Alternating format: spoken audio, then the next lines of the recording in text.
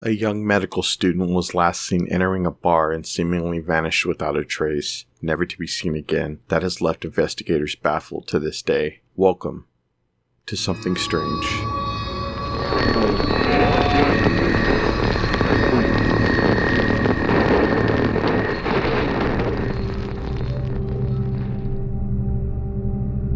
Brian Randall Shaffer was born on February 25, 1979 to Randy and Renee Shaffer. He grew up in Pickerington, Ohio, a suburb outside of Columbus, and was the eldest of two sons. He graduated from the local high school in 1997 and went to Ohio State University for his undergraduate studies and graduated with a degree in microbiology. Following that, Shaffer began studies at the OSU College of Medicine in 2004. During his second year there, in March 2006, his mother passed away from an illness. Shaffer's friends say that although he appeared to be handling it well, her death was hard for him. During his time at medical school, Shaffer had become romantically involved with another medical student, Alexis Wagoner. She, along with their families and friends, believed that Brian would probably be proposing marriage to her later in 2006. He told his friends that despite his decision to pursue a medical career, his real ambition was to start a band playing music in the vein of Jimmy Buffett. On March 31st, 2007, a Friday, classes at OSU ended for spring break. Brian Shaffer and his father Randy celebrated the occasion by going out for a steak dinner. Shaffer's father noted that he did seem exhausted from having to pull all-nighters earlier in the week for exams. Brian Shaffer told of his plans to go out later that evening with William, Clint, Florence,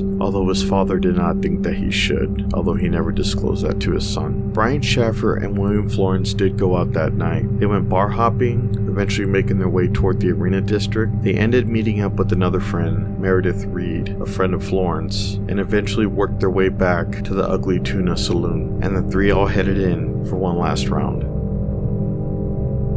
Eventually, Brian became separated from Clint and Meredith. They did claim that they did see Brian talking with the band. At 1:55 a.m., he was seen on surveillance footage 5 minutes before the bar closed, talking to two college-aged girls, and this was the last time that Brian Shaffer was ever officially seen. Brian's friends, Clint and Meredith, both tried reaching him on his phone at 2 a.m., but they just assumed that he went back to his apartment. It was the next day, early Saturday morning, that his girlfriend Alexis tried reaching him, but only got his voicemail. She tried reaching him all throughout Saturday, the next day, but only got his voicemail. Alexis and Brian had plans to be flying out to Miami the very next day, so she was incredibly anxious. On Monday, Alexis went to the airport hoping Brian would be there, but Brian never appeared at the airport, and after that, they officially filed a missing persons report.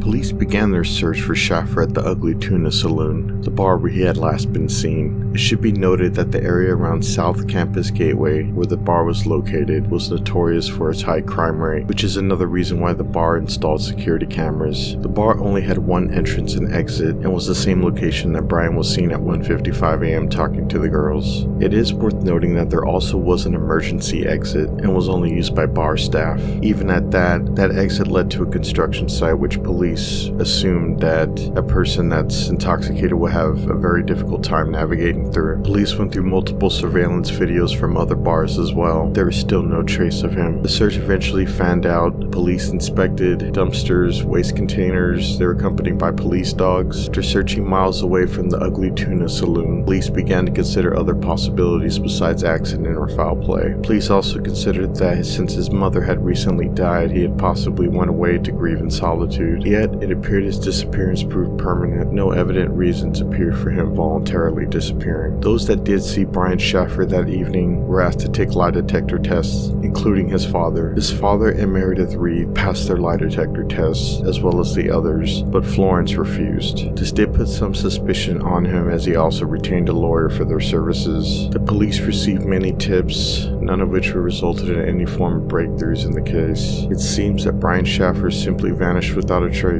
Even to this day, no one knows what happened to him. There is hope that one day truth will shed some light onto this mystery. So please let me know what you think in the comments on this really strange disappearance. Please subscribe for future content and to help grow this channel.